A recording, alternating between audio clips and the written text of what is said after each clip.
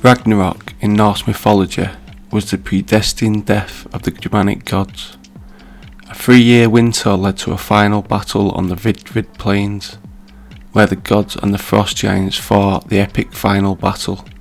Ragnarok marks the end of the old world and the beginning of the new covenant world. It is here that the mighty Midgard serpent will be emerging from the sea, while it splashes its tail and sprays poison in all directions, causing huge waves crashing towards the land. Meanwhile, the fire giant Surtur will set Asgard, the home of the gods and goddesses, and the Rainbow Bridge Bifrost on fire. The Fenrir wolf will break free from his chains and spread death and destruction. The sun and the moon will be swallowed by the wolves Skoll and Hati, and even the world tree will shake to the ground. Odin and the Fenrir wolf will fight each other to the death, and Loki will turn on the Aesir and fight Heimdall, and they will kill each other. Tyr will fight the watchdog Garn that guards the gates of hell. They will also kill each other. Thor will fight the Midgard serpent and kill it, but he will die of the poisonous wounds left behind by the Midgard serpent. Freya will be killed by the fire giant named Surtur. Finally, Surtur will set all the 9 worlds on fire, and everything sinks into the boiling sea. There is nothing the gods can do to prevent Ragnarok. Odin's only comfort is that he can predict that Ragnarok will not be the end of the world.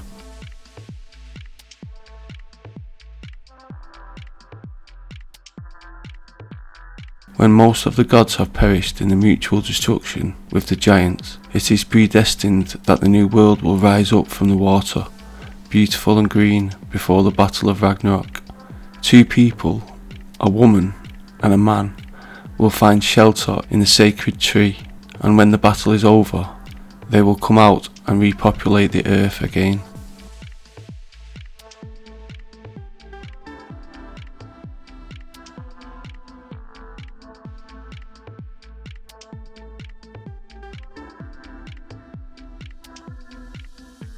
Several gods will survive, among them Odin's son Vidar and Vali, and his brother Hone. Thor's son Modi and Magni will inherit his father's hammer.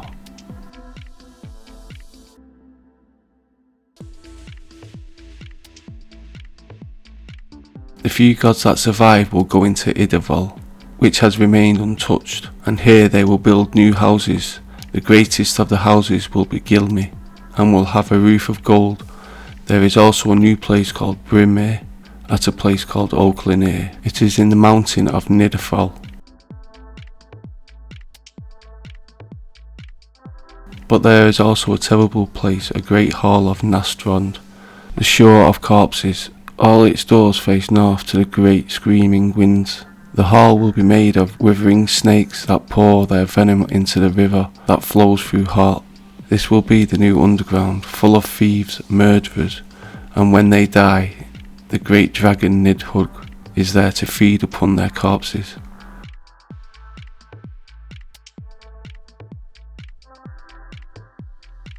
Loki is referred to in the Poetic Edda, compiled in the 13th century, and the Norwegian rune poems in the Poetic of Skalds and in Scandinavian folklore. Loki may be depicted on the Stapton stone, the Kirkby Stephen stone, and the Gosforth cross. Loki's origins and the role in Norse mythology, which some scholars have described as that of a trickster god, have been much debated by scholars. Loki has been depicted in or is referred in a variety of media in modern popular culture.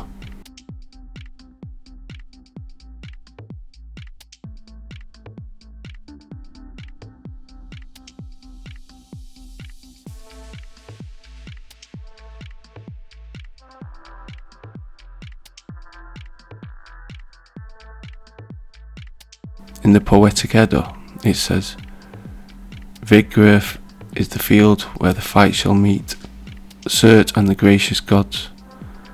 100 miles each way does it measure, and so are its boundaries set.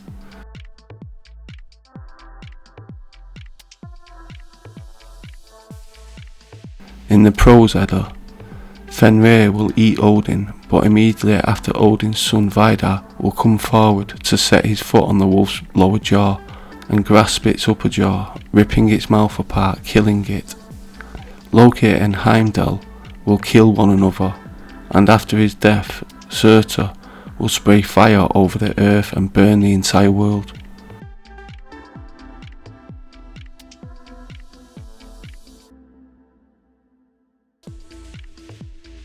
In Norse mythology, Surtur is a Jotun, which when translated means enormous and consuming. Surtur is attested in the Poetic Edda compiled in the 13th century from earlier traditional sources such as the Prose Edda written in the 13th century.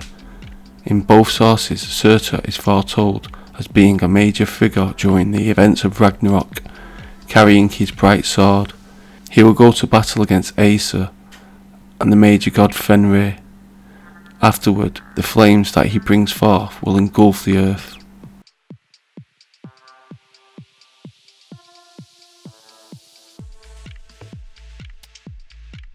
In the Poetic Edda, Surtur is mentioned twice in the poem Völuspá, where a Volva divulges information to god Odin.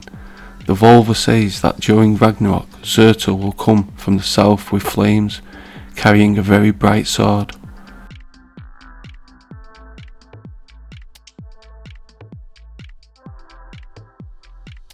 This appears to owe something to the biblical story of the angels with the flaming swords, who expelled Adam and Eve from paradise, and who stands guard over the Garden of Eden.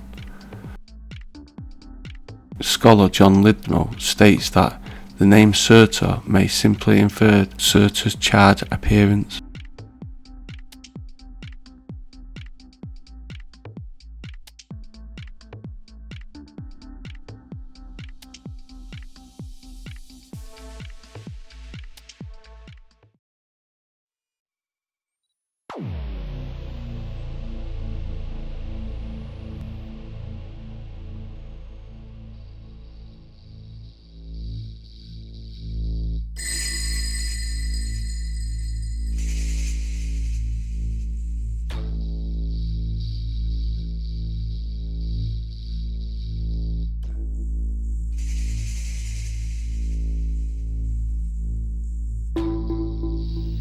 I don't have to tell you things are bad. Everybody knows things are bad. It's a depression. Everybody's out of work or scared of losing their job. The dollar buys a nickel's worth. Banks are going bust. Shopkeepers keep a gun under the counter. Punks are running wild in the street, and there's nobody anywhere who seems to know what to do, and there's no end to it. We know the air is unfit to breathe, and our food is unfit to eat. We sit watching our TVs while some local newscaster tells us that today we had 15 homicides and 63 violent crimes, as if that's the way it's supposed to be. We know things are bad, worse than bad. They're crazy. It's like everything everywhere is going crazy, so we don't go out anymore. We sit in the house, and slowly the world we're living in is getting smaller, and all we say is, please, at least leave us alone in our living rooms. Let me have my toaster and my TV and my steel-belted radios, and I won't say anything. Just leave us alone. Well, I'm not going to leave you alone. I want you to get mad. I don't want you to protest. I don't want you to riot. I don't want you to write to your congressman because I wouldn't know what to tell you to write. I don't know what to do about the depression and the inflation and the Russians and the crime in the street. All I know is that first, you've got to get mad. You've got to say, I'm a human being. God damn it. My life has value. So, I want you to get up now. I want all of you to get up out of your chairs. I want you to get up right now and go to the window, open it, and stick your head out and yell, I'm as mad as hell, and I'm not gonna take this anymore!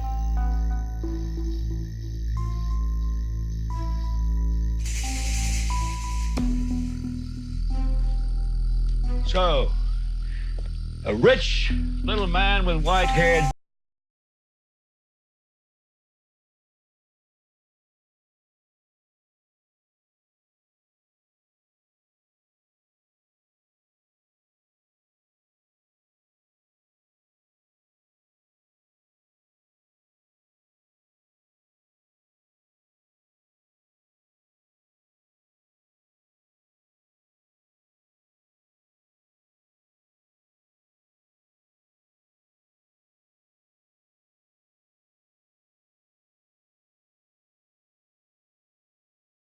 Revelation. This tube can make or break presidents, popes, prime ministers. This tube is the most awesome goddamn force in the whole godless world. And woe is us if it ever falls into the hands of the wrong people. And that's why woe is us that Edward George Ruddy died. Because this company is now in the hands of CCA, the Communication Corporation of America. There's a new chairman of the board, a man called Frank Hackett, sitting in Mr. Ruddy's office on the 20th floor. And when the 12th largest company in the world controls the most awesome goddamn propaganda force in the whole godless world, who knows what shit will be peddled for truth on this network. So you listen to me. Listen to me. Television is not the truth. Television is a goddamn amusement park. Television is a circus, a carnival, a traveling troupe of acrobats, storytellers, dancers, singers, jugglers, sideshow freaks, lion tamers, and football players. We're in the boredom-killing business. So if you want the truth, go to God. Go to your gurus. Go to yourselves. Because that's the only place you're ever going to find any real truth. But man, you're never going to get any truth from us. We'll tell you anything you want to hear. We lie like hell. We'll tell you that Kojak always gets the killer and that nobody ever gets cancer in Archie Bunker's house. And no matter how much trouble the hero is in, don't worry, just look at your watch. At the end of the hour, he's going to win. We'll tell you any shit you want to hear. We deal in illusions, man. None of it is true. But you people sit there day after day, night after night, all ages, colors, creeds. We're all you know. You're beginning to believe the illusions we're spinning here. You're beginning to think that the tube is reality and that your own lives are unreal. You do whatever the tube tells you. You dress like the tube. You eat like the tube. You raise your children like the tube. You even think like the tube. This is mass madness, you maniacs. In God's name, you people are the real thing. We are the illusion. So turn off your television sets. Turn them off now. Turn them off right now. Turn them off and leave them off. Turn them off right in the middle of the sentence I'm speaking to you now. Turn them off.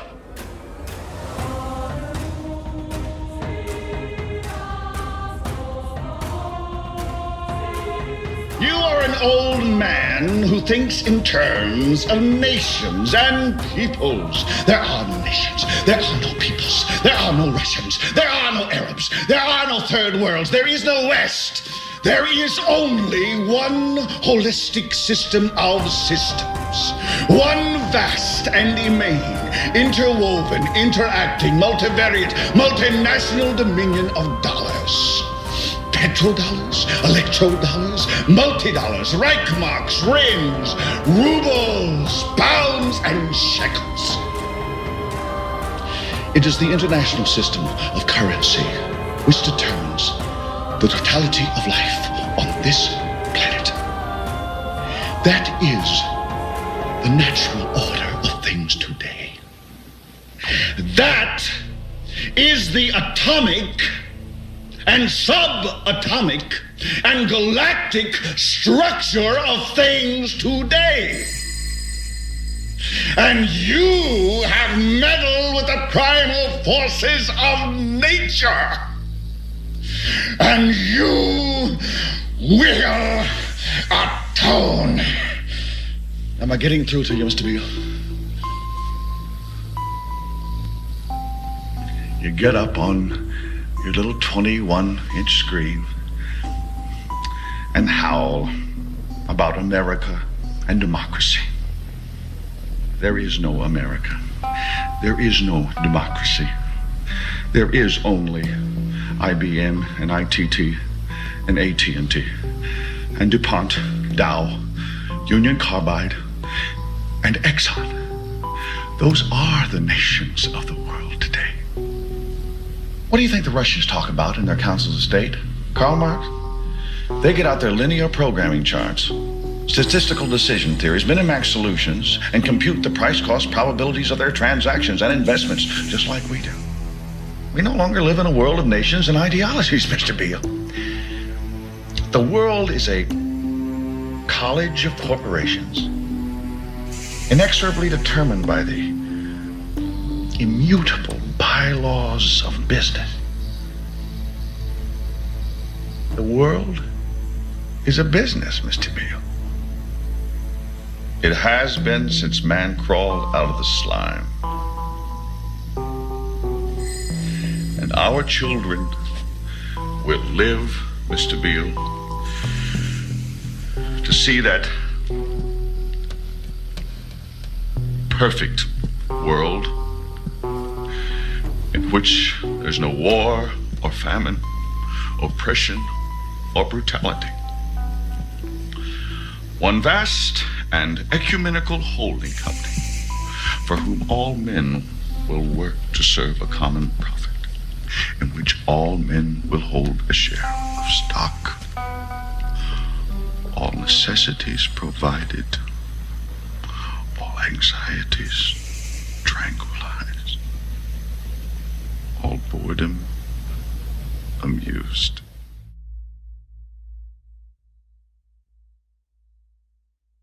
Why, Mr. Anderson? Why? Why do you do it? Why? Why get up? Why keep fighting?